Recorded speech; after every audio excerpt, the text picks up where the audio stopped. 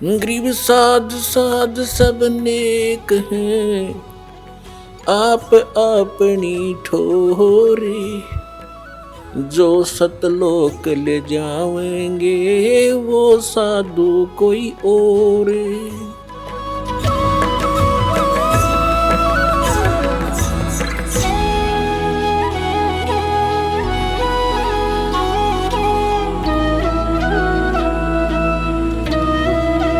सतगुरुदेव की जय। बंदी छोड़ कबीर परमेश्वर जी की जय। बंदी छोड़ गरीबदास जी महाराज जी की जय। स्वामी रामदेवानंद जी गुरु महाराज जी की जय हो।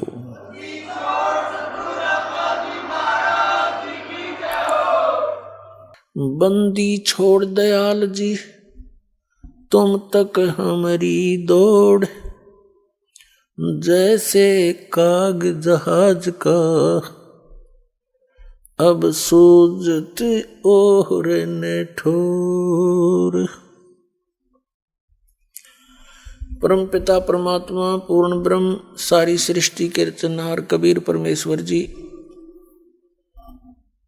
ये हम सभी आत्माओं के जनक हैं। हम सभी जीव जितने भी इस काल के लोक में निवास करते हैं, पशु पक्षी जितने भी जलचर हैं और मानव हैं, देव हैं, ये सभी आत्माएं उस परम अक्षर ब्रह्म उस कबीर भगवान की हैं।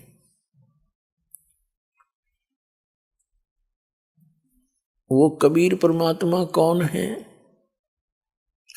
जिनके गुण वेद भी गाते हैं, जिनकी महिमा कुरान शरीफ भी बतलाती है, जिनकी महिमा प्रत्यक्ष दृष्टा संतों ने भी की हुई है। वो कौन है? अनंत कोटि ब्रह्मांड का एक रति नहीं भारे। सतगुरु पुरुष कबीर हैं कुल के सिरजनहारे। हम सुल्तानी नानक तारे दादू को उपदेश दिया। जात जुलाहा भेद न पाया वो काशी माहे कबीर हुआ। जुलाहा कबीर, दानक कबीर, ये परम अक्षर ब्रह्म है। पुण्यात्मा, हम परमात्मा की परिभाषा का कह भी नहीं समझ सके आज तक, जब तक ये तत्व ज्ञान हमें प्राप्त नहीं हुआ था। हमें ये तत्व ज्ञान हिंद संत ऋषि महर्षि आचार्य शंकराचार्य जो भी भगवान की सतिथि बताते, हम सहर्ष स्वीकार कर लेते थे। पुण्यात्माओं के आंखों में आंसू आते थे भगवान की चर्चा सुनकर। लेकिन वो काल की महिमा सुनाया करते थे और नाम भगवान लेते थे। आत्मा अपने पिता से जब से बिछुड़ी है, ये महाकष्ट उठा रही है। अभी पुण्यात्माओं, आप इस ज्ञान से पूर्ण रूप से परिचित नहीं हुए हो, जिसमें आपकी बुद्धि इतनी मैच्योर हो जाएगी कि आप प्रत्येक संकेत को समझने लग जाओगे, तब आप परमात्मा को अच्छी तरह जान जाओगे। अभी तो आप ऐसी स्थिति में हैं जैसे कोई बालक उठाकर किसी पेन को और कहता है पिताजी ये क्या है, तो पिताजी कहता है कि बेटा ये पेन है। वो कहता है पिताजी कहता पेन है, या दादाजी जो भी जिससे वो पूछ रहा है, फिर कहता वो फिर बताता है ये पेन है। तो वो कहता कहता उसको रख के और चला जाता है। उसकी बुद्धि इतनी मैच्योर नहीं हुई है इतनी विकसित नहीं हुई है, पिताजी ये बता क्या रहा है। और उसको अविश्वास भी नहीं, क्योंकि वो अपने फादर से पूछ रहा है, लेकिन उसकी बुद्धि स्वीकार नहीं कर रही पेन है क्या वस्तु। और जब वो थोड़ा सा बड़ा हो जाता है, फिर उसको कहते हैं बेटा या बेटी, वो पेन ला उठा करके दौड़ा जाता है और पेन उठा के ला देता है, फिर नहीं पूछता ये क्या है। तो पुण्यात्माओं, अभी आपकी या ऐनी मिट्टी है, इस ऐ को मिटाने के लिए इतना ज्ञान दिया जा रहा है, सैकड़ों प्रमाण रखे जा रहे हैं आपके सामने। एक दिन आपकी या ऐ मिट जाएगी, क्योंकि ज्ञान से ही मिटेगी। वो क्या ऐ है? जैसे हम कहते हैं परमात्मा कबीर साहब है, आप सभी स्वीकार करते हो क्योंकि प्रमाण गणे दे दिए। फिर हम बताते हैं कि ये लोक यहां रहने का नहीं है,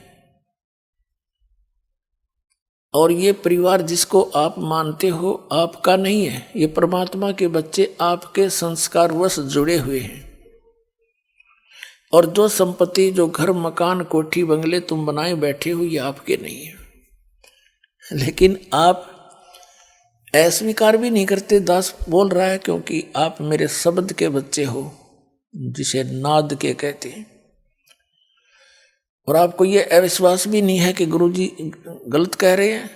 लेकिन यह बात आपकी ऐस स्थिति में है अभी तक, तो एक समय ऐसा आएगा आपको ये अपने नहीं, भगवान के संपत्ति दिखाई देगी, भगवान के ही ये सब जीव दिखाई देंगे। फिर आपकी भक्ति भी दृढ़ बनेगी और आप निश्चिंत भी होगे, क्योंकि मालिक ने प्रत्येक की चिंता है। नौकर का जितना काम होता है नौकर उतना ही कर सकता है। उन बच्चों को जो उस मालिक ने देना है वो नौकर को दे देता है कि आप इनको ऐसे ऐसे सुविधाएं प्राप्त कराओ, तो वो नौकर का उतना ही काम है वो करवा दे। तो अभी हम मुखिया बनकर काम करा करते, फिर हम एक दास बनकर परमात्मा का जैसा भी जिसका रोल है, एक फिल्म है ये, तो इसमें जिसका जैसा रोल है उसको एक सुचारू ढंग से करें, भगवान से डर के करें, किसी की आत्मा नहीं दुखावे, क्योंकि सब उस मालिक के बच्चे हैं।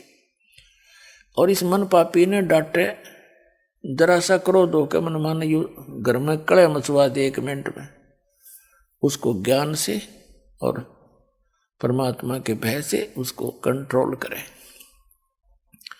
तो अब दास तो आपको बता रहा है कि आप यहां बहुत कष्ट उठा रहे हो,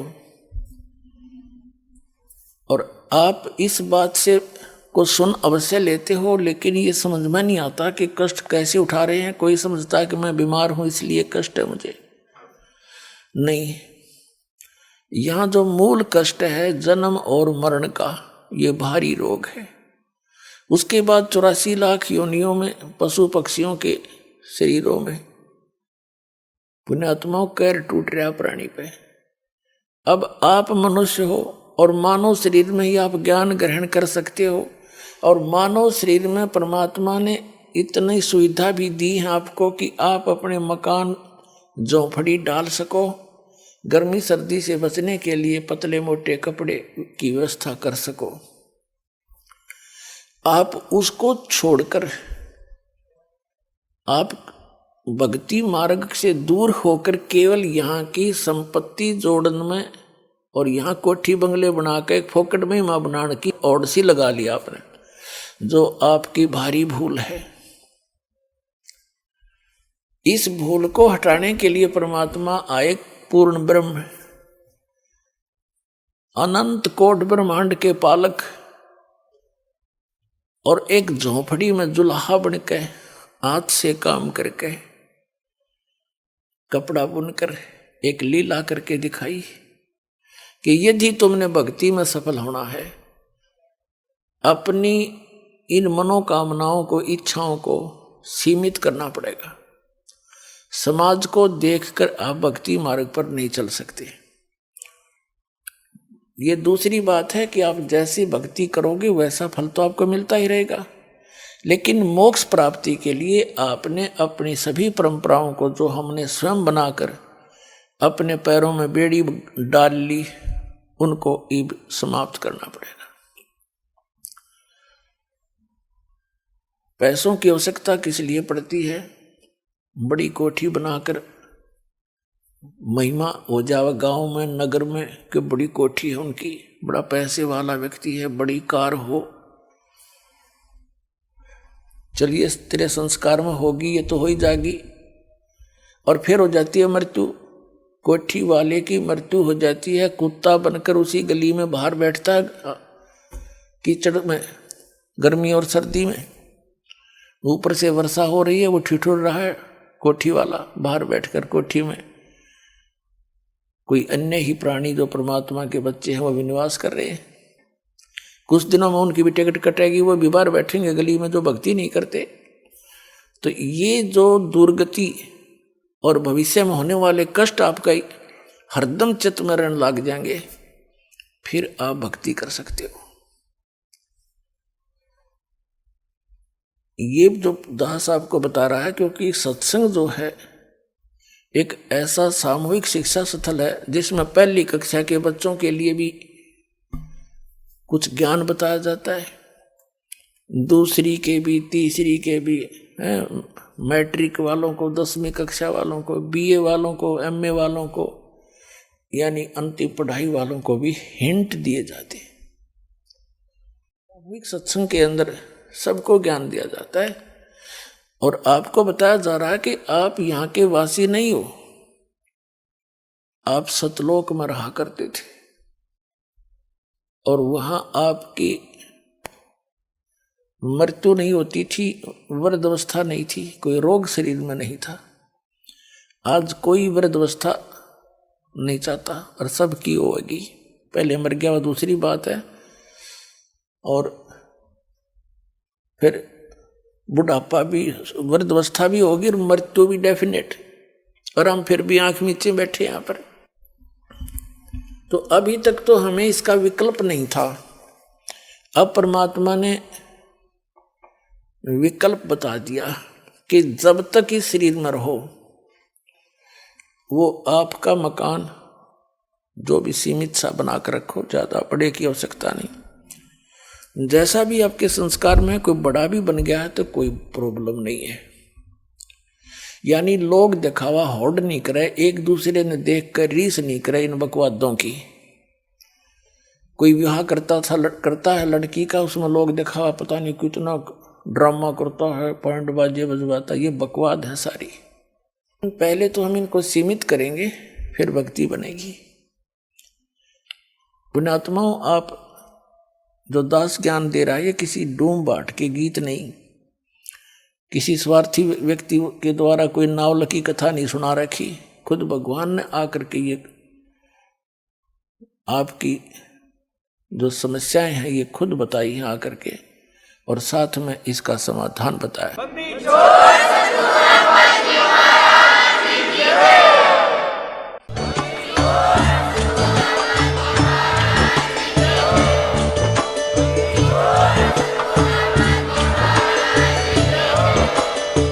सुन रहे थे जगत गुरु तत्वदर्शी संत रामपाल जी महाराज जी के मंगल प्रवचन। अधिक जानकारी के लिए विजिट कीजिए हमारी वेबसाइट www.jagatgururampalji.org। संत रामपाल जी महाराज जी के शुभ आशीर्वाद से पूरे विश्व भर में 500 से भी ज्यादा नाम दीक्षा केंद्र हैं, जिन पर संत रामपाल जी महाराज जी द्वारा ऑनलाइन निःशुल्क नाम दीक्षा दी जा रही है। अपने नजदीकी नाम दीक्षा केंद्र का पता करने के लिए संपर्क करें 8222880541।